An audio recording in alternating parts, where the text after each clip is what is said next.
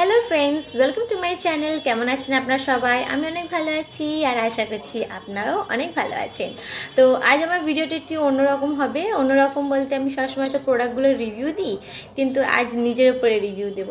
নিজের উপরে রিভিউ বলতে যে আমি সারাদিন ধরে আমার ডেইলি স্কিন কেয়ার রুটিনটা কি সেগুলো আমি শেয়ার করব। এমনি এখন শীতকাল পড়ে গেছে, তো গরমকালের তুলনায় শীতকালে স্কিনের যত্নটা একটু বেশি নিতে হয়। আর সিজন চেঞ্জের সাথে সাথে আমরা নিজের স্কিনের যে যত্নটা প্রোডাক্টগুলো চেঞ্জ করি।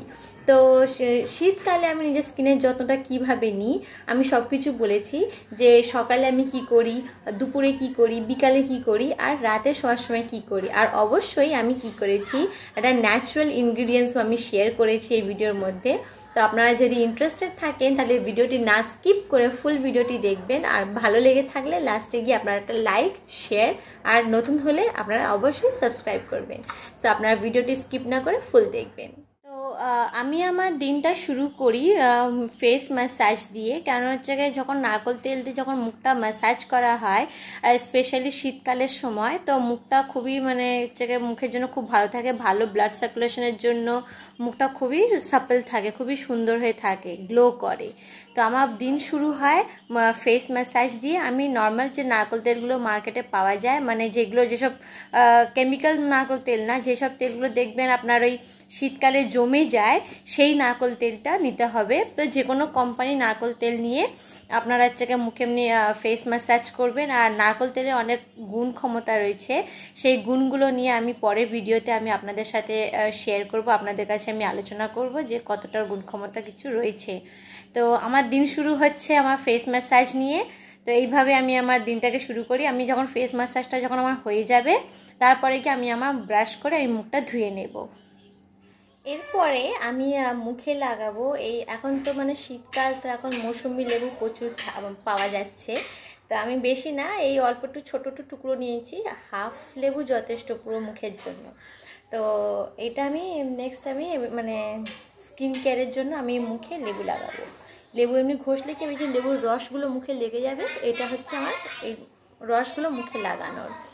তো মুখে লেবু লাগালে কি উপকার দেয় এটা নিয়ে আমি একটা পরে ভিডিও বানাবো, আর সেই ভিডিওতে আমি বলবো যে লেবুর রস মুখের জন্য কী কী কাজে লাগে, কেন মুখে আমি লাগাই, কেন এমনিতে শীতকালে স্কিনের যত্ন বেশি নিতে হয়। তো এই লেবু হচ্ছে একদম খুবই ভালো স্কিনের জন্য।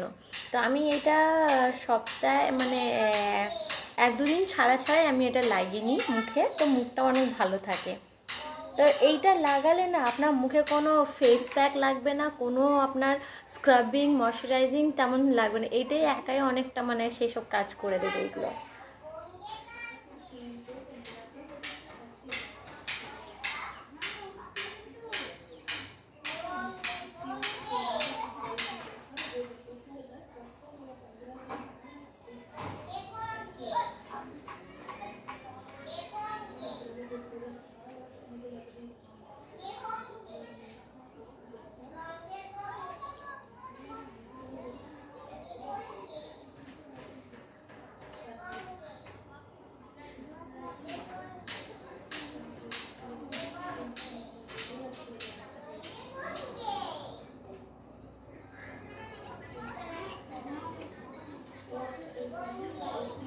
তো এমনি যে লেবুর যে রসটা ছিল এমনি মুখে আমি হচ্ছে 15 মিনিট ধরে রেখে দেবো।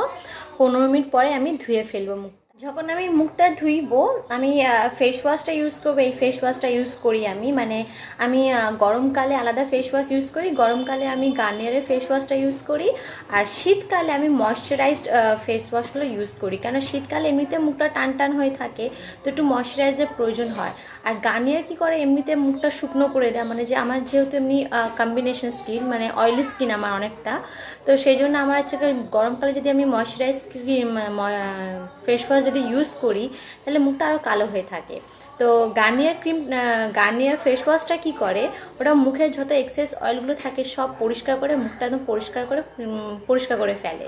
তো সেই জন্য গরমকালে আমি ওটা ইউজ করি। আর শীতকালে তো এমনিতে মুখটা শুকনো ফেটে ফেটে থাকে, তো সেই জন্য ময়শ্চারাইজড আমি এভরিউতে দেখছি যতগুলো ফেস ওয়াশ রয়েছে সবকটা ময়শ্চারাইজড রয়েছে, তো আমি এগুলো ব্যবহার করি। আচ্ছা, স্ক্রাবের জন্য আমি কি করেছি, আমি বাড়িতে আমি চালের গুঁড়ো তৈরি করি, জানো তো শেষাগত হয়ে গেছে, মানে চালগুলো আমি গুঁড়ো করে আমি স্ক্রাবারের মতন তৈরি করেছিলাম, দেখতে চালের গুঁড়ো। তা আমি কি করব, এইটা মানে চালের গুঁড়ো অল্প ধরুন এতটা মতন চালের গুঁড়ো নেব, এতটুকু চালের গুঁড়ো নেব, আর তার মধ্যে ফেস ওয়াশটা দুটোকে মিশিয়ে আর মুখে ধুইব, মানে এতে ক্লিনস এক্সফোলিয়েট সব কিছু একসাথে হয়ে যাবে।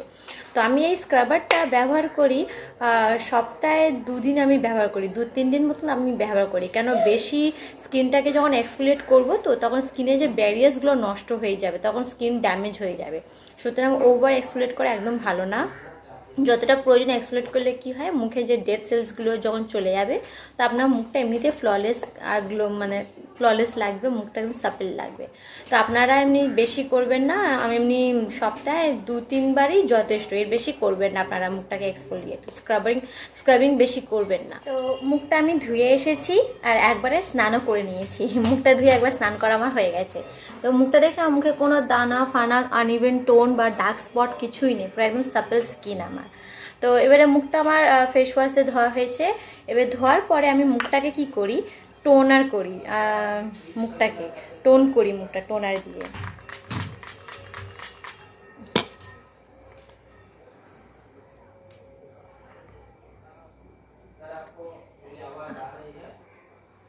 তাহলে মুখটা টোনার দিয়ে টোন করা হয়ে গেল, টোনার দিলাম।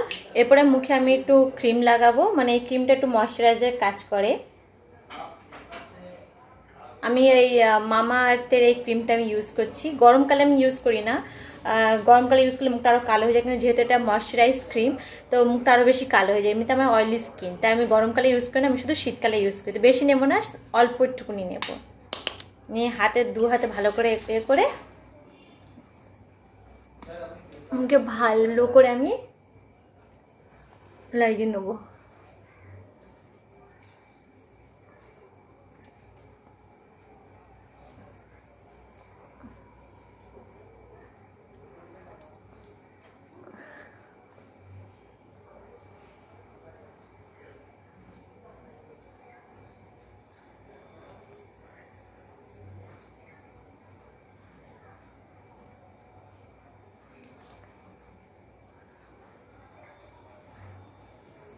হয়ে গেছে। তো এই মামা আর্থের যে ক্রিমটা আর এই পাল্পের যে টোনারটা, এটা দুটো নিয়ে আমি রিভিউ দিয়েছিলাম, আপনারা ইন্টারেস্টেড থাকলে ভিডিওর ভিতরে গিয়ে দেখে নিতে পারেন। এরপরে আমি কি করবো, শীতকালে ঠোঁটটা বেশি মানে শুকনো শুকনো থাকে, তাই আমি সবসময় মুখে আমি লিপ বাম দিয়ে রাখি, যাতে স্কিনটা যেন হচ্ছে ময়শ্চারাইজ থাকে, না যেন ফাটে। তাই সবসময় আমি ঠোঁটটাকে লিপ বাম দিয়ে ময়শ্চারাইজ করে রাখি। তো এটা হলো আমার দুপুরের স্কিন কেয়ার। বিকালে আমি কি করি, বিকালে আমি সিম্পল জল দিয়ে মুখটা ধুয়ে নিই, আর যদি মনে হয় যে হ্যাঁ মুখটা একটু টান টান ভাব ফিল হয়, তখন আবার ওই মামা আর্থের যে ক্রিমটা রয়েছে সেটা আবার আমি মুখে লাগিয়ে নিই। আর রাতে যখন শুই, রাতে শোয়ার সময় মুখটা আমি ফেস ওয়াশ দিয়ে ভালো করে ধুয়ে তারপরে আমি একটা সিরাম ইউজ করি। তো রাতে আমি যে সিরামটা ইউজ করি সেই সিরামটা কোনো কসমেটিক না, ওটা মানে একদম 100% ন্যাচারাল আর হোমমেড আছে, আমি নিজের থেকেই বানিয়েছিলাম সিরাম। তো সেই সিরামটা আমি আপনাদের সাথে নেক্সট ভিডিওতে শেয়ার করব। তো যদি আপনারা ইন্টারেস্টেড থাকেন, তাহলে যদি নতুন হয়ে থাকেন তাহলে আমার চ্যানেলটিকে সাবস্ক্রাইব করে রাখবেন, যাতে কোনো জিনিস যেন না মিস হয়ে যায়। আর যদি ভালো লেগে থাকে তাহলে লাইক করে দেবেন, আর যদি মনে হয় যে হ্যাঁ আমার ভিডিওটা ইনফরমেটিভ রয়েছে তাহলে প্লিজ শেয়ার করবেন, নিজের ফ্রেন্ডস, নেবার, রিলেটিভ সবার সাথে শেয়ার করে দেবেন। Thank you for watching my video. Bye bye friends.